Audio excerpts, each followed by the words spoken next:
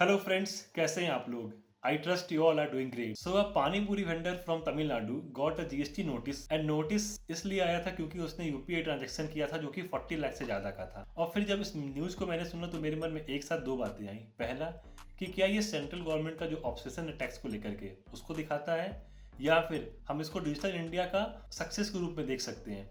क्योंकि इस न्यूज़ के आने के बाद आपको दो तीन चीज़ें जो मैं बताना चाहता हूँ वो ये कि पहला कि आप जो भी ट्रांजैक्शन कर रहे हैं उस ट्रांजैक्शन का रिकॉर्ड सिर्फ आपके पास या आपके बैंक के पास नहीं है। उस ट्रांजैक्शन का रिकॉर्ड गवर्नमेंट के अलग अलग डिपार्टमेंट के पास भी है, जैसे कि इनकम टैक्स, जीएसटी। क्योंकि एक पानी पूरी वेंडर जिसने अपने बैंक से यूपीआई के माध्यम से लगभग 40 लाख का ट्रांजैक्शन किया और फिर उसको तुरंत ही जैसे ही उसने 40 लाख का ट्रांजैक्शन क्रॉस किया उसको जीएसटी डिपार्टमेंट से नोटिस आ गया रजिस्ट्रेशन के लिए।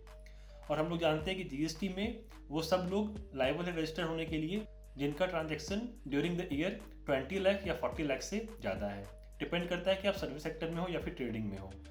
तो जैसे ही उसने उस लिमिट को क्रॉस किया उसको जीएसटी डिपार्टमेंट से नोटिस आ गया। इट मीन्स कि आपका जो बैंक ट्रांजेक्शन्स है उसको डायरेक्टली मॉनिटर किया जा रहा है by the different departments of government.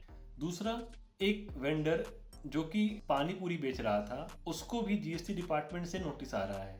तो इसको हम क्या, जैसे कुछ लोग बात कर रहे हैं कि ये एक तरह का गवर्नमेंट का ऑब्सेशन है टुवर्ड्स कलेक्शन ऑफ टैक्स, या फिर हम इसको दूसरी तरह से ये भी कह सकते हैं कि एक वेंडर जो कि यूपीआई के माध्यम से 40 लाख का ट्रांजेक्शन कर रहा था, हम मान के चलते हैं कि जो कैश ट्रांजेक्शन होगा वो भी उसका 10-15 लाख 20 लाख का तो होगा ही होगा।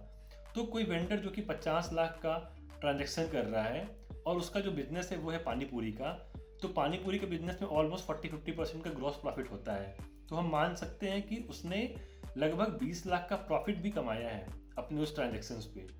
और 20 लाख का प्रॉफिट का मतलब होता है कि जो लोग कॉर्पोरेट में काम करते हैं उनको पता होगा कि आप 40-50 लाख का पैकेज पे अगर काम कर रहे हैं तब भी आपके अकाउंट में हर महीने 2 लाख रुपए नहीं आते हैं इन कैश। तो क्या एक वेंडर जो कि ऑलमोस्ट 2 लाख का नेट प्रॉफिट हर महीने कमा रहा है उसको जीएसटी का नोटिस नहीं जाना चाहिए था? तो इस चीज़ पे आपकी क्या राय है? आप इस न्यूज़ को कैसे देखते हैं? क्या आप इसको डिजिटल इंडिया के सक्सेस के रूप में देखते हैं कि आज सेंट्रल गवर्नमेंट के पास इतना रिसोर्स है कि वो हर चीज़ को मॉनिटर कर रहा है और जो भी लोग टैक्स के दायरे में आने चाहिए उनको अब नोटिस जा रहा है, या फिर इसको आप एक टैक्स टेररिज्म के रूप में देखते हैं? मैं जानना चाहता हूँ कि आपका इस पे क्या राय है। सो प्लीज़ कमेंट बॉक्स में अपना राय दें।